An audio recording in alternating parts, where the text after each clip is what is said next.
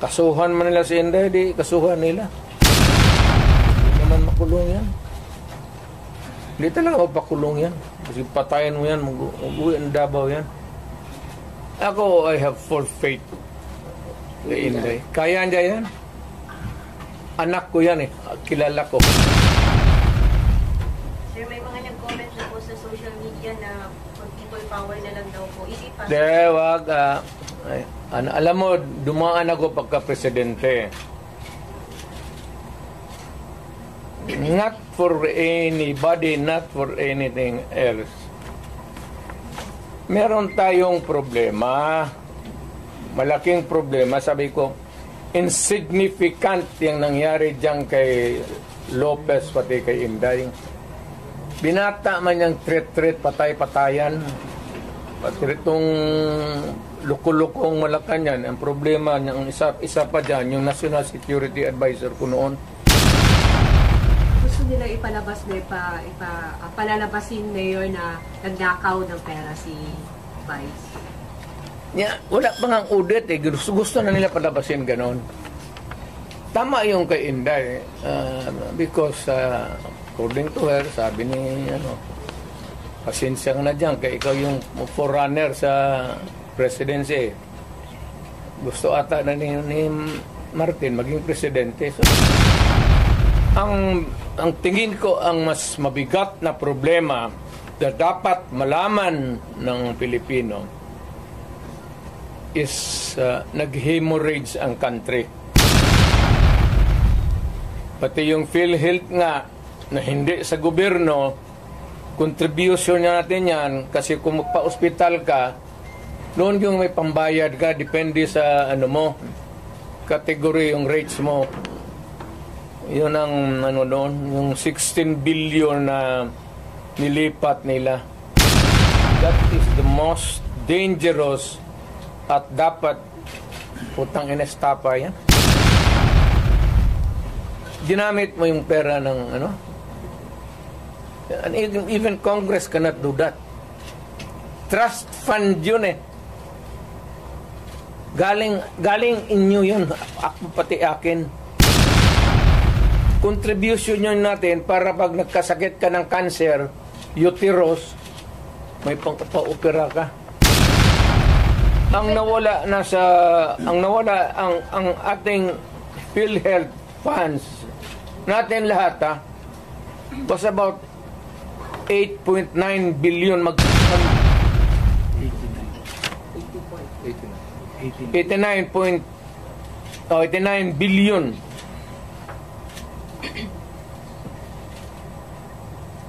Of that 89 billion, 27 na lang ang nawala. 27 na lang ang natira. Bakit nila pinakialaman? Ang gobyerno na ito, walang project. Wala kang nakita ng project. Maintenance na lang. Kasi ayuda, akap, ayuda. Tupad. Yun, naubos doon. Naubos ni Romualdez kasi Romualdez, congressman lang, pero left and right ang pamigay niya. May tag 5,000 kayo ngayon. Nakita ko sa CTV kagabi. Pera natin. Sus Maria Joseph Ginoo Romualdez, oy. Sa mga trabahante yan, mag-housing loan ka, ito, kinuha, binigay para ayuda. Ang SSS, kinuha rin 62 billion. Private rin yan. Para sa mga empleyado, LBP 62 billion. DBP 62 billion. Kaya iyang sa sundalo, pati yung retirement nila patayan. To all Filipinos now listening to me, punta kayo kay Marcos lahat. Tignan natin kung anong mangyari. Mga Pilipino, nakikiusap ako. Punta kay Marcos kay wala hindi kami nakipag-contest kay Marcos. Kaya na ba yung kaso kay Trillanes after the Quadcom hearing? Kaya nga, alam mo, pinapakita mo ng bangko, fake talaga yan. Hindi ka makakuha ng... Kung magkuha ka ng sa bangko ng papel, bawal rin yan. Ngayon, kung balandra mo, bawal rin yan. Ipinasok mo doon sa Quadcom, use of falsified documents, another crime yan. Sinday? Ay, kaligayan lang hindi impeach nila. What happened to your confidential fund, supposedly, without? Well, it was spent properly. But why is she not answering the Congress daw? Confidential nga eh. Bakit patawagin ng confidential kung... Pero yun kasi yung issue na ginamit. But you kept mum about it all along. Hindi, lahat yan sila, pati yan si Martin Romualdez, wag binabot ng bilyon yan. Buksan natin lahat. Wag na lang muna yung ibang ngayon yung this year lang. Tapos pagkatapos buksan natin next year. Buksan ng Congress. Ang congressman, hinamong ko ba sila? To open your books. Ang sagot naman ito ni Trillanes, open your bank account. Makihati ka pa sa putang ng pera ko.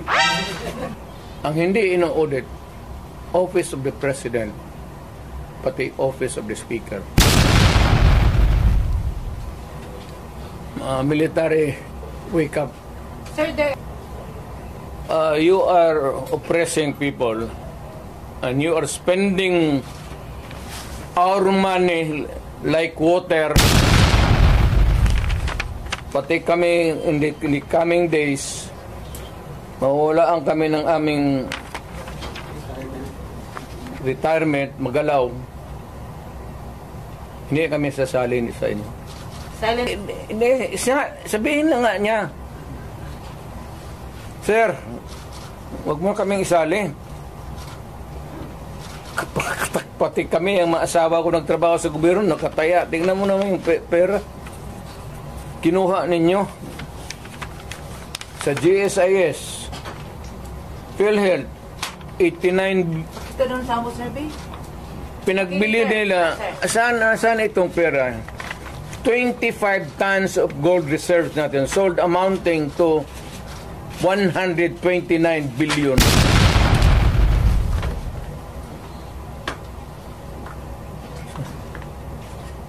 At least sa Congress, kung may resolution, tapos i-bill that would correspond with it, there's an explanation of how the money is going to be spent.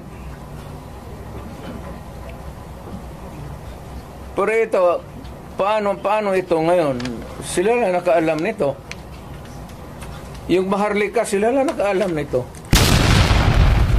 Walang participation ng people dyan, pati ito. So, ganitong 25 tons. Alam ba ng military yan? Hindi sabihin nila, kung wala hindi na kami sasali ng laro ninyo. In fact, si Inday nga nagsabi na tulog-tulugan yung Chief of Staff.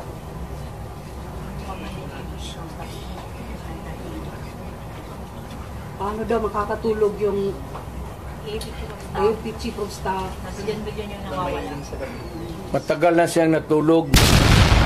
Alam niya yung commander-in-chief niya nagdudruga. Noon pa yan, alam na ng lahat. Baka siya lang ang hindi. Ang mga polis. Kaming taga Davao, alam namin si Lagdameo nagdudruga. Kasi kasama namin siya palagi dito sa diyan kay Pedro. Kaya yung sip-on mag-usap kami. Yung sip-on Lagdameo magtulo yan. Hindi niya alam nagtulo yung sip-on niya. Minsan gano'n na lang yan.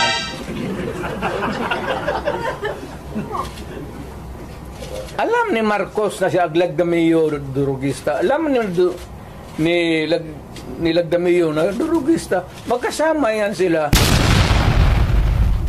sa hit-hitan. So, another appropriate question would be, yung ito with sincerity.